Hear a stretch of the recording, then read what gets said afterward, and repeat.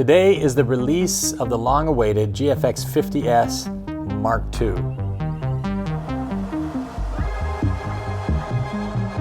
It's been about 4.5 years since the original 50S was released and wowed the world of photography. This was the camera, this one right here.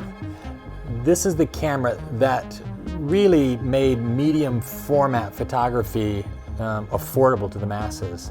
So today we're going to see if Fuji was able to recreate that magic in the Mark II. You've heard the term love-hate relationship, right? Well, with this camera I have something that I call a hate-to-love relationship. Let me explain what I mean. I came to Fuji through the X-series cameras, and I fell head over heels in love with the analog retro styling of the body and lenses. I love the shutter speed and the exposure comp and the ISO dial all on the top deck. I love the aperture ring on the lens barrel. The X-series fit my love for analog days of photography, but still allowing me to shoot digital. So when Fuji brought out the X-H1 and dropped the exposure comp dial for the top deck status display, I got worried. Was this going to be a trend? Well, it turned out to be just that, because after that they came out with the GFX 50S, this guy right here. Now, it sported the exact top deck as the X-H1, with the status display taking place of the exposure comp dial. But at least it had a shutter speed and ISO dial, right? Well, then came the GFX 100 with no dials at all. In short, a DSLR body with Fujifilm guts. Now, in my opinion, it was an attempt to get crossover sales from pro photographers from the DSLR market. Now, earlier this year came the GFX 100S. No shutter speed or exposure comp dial, only a PSA-M dial and status display. Cue the dark clouds. Now comes Fujifilm's newest release for 2021. It's the GFX 50S Mark II. And guess what? It's the exact body as the GFX 100S. Exactly. The only thing different is the branding on the side. Literally, it's the same body. But despite the loss of dials that made me switch to Fuji in the first place, I ended up really liking the GFX 100S. So as much as I want to hate this new 50S, I think I'm going to love it as well. Now, don't get me wrong. There are 1 or 2 issues with this camera that some will have a problem with. But overall, I love this upgrade. So what is new and what isn't in the GFX 50S 2?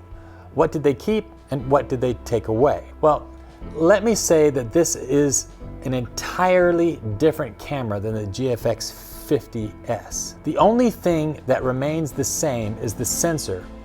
Now, for some people, that will be a deal breaker, as the sensor is 4, maybe 5 years old.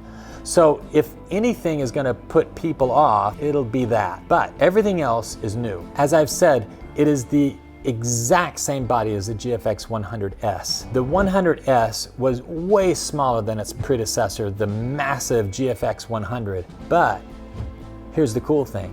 It's also smaller than its older cousin, the GFX 50S. So let's start with the battery. Fuji got rid of the old bulky squared off NP-T125 battery and replaced it with the newer and better performing NPW235.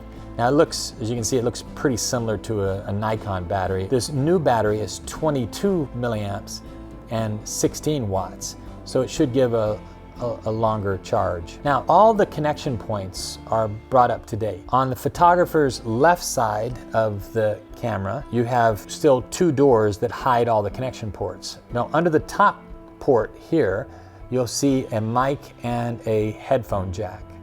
Now, below that, it now sports a USB-C port along with a standard HDMI macro port. On the photographer's right side of the camera, you're going to see the dual card slots.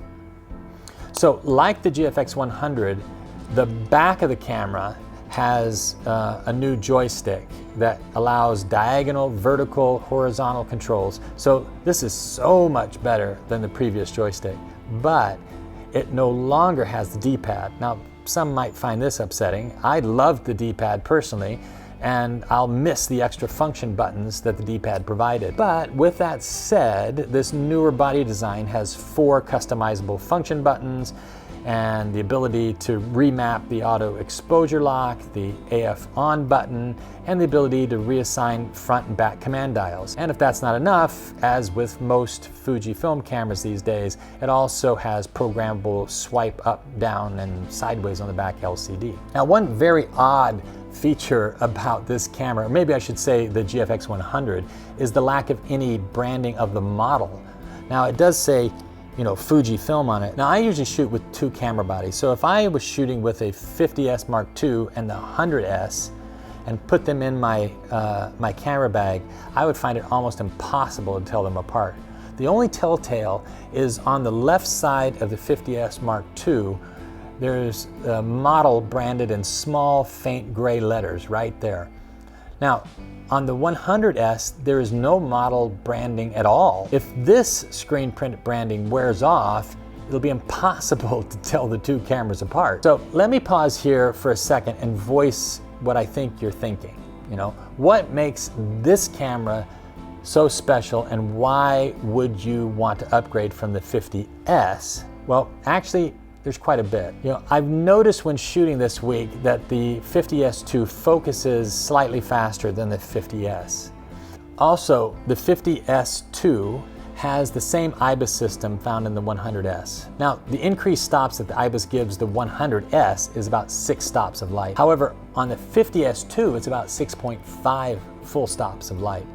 Now, going on, the Mark II has decreased the shutter lag of the 50S in a significant way. Compared to the 476 milliseconds of the 50S, the 50S2 has a significant improvement, with a shutter lag now rated at only 70 to 65 milliseconds.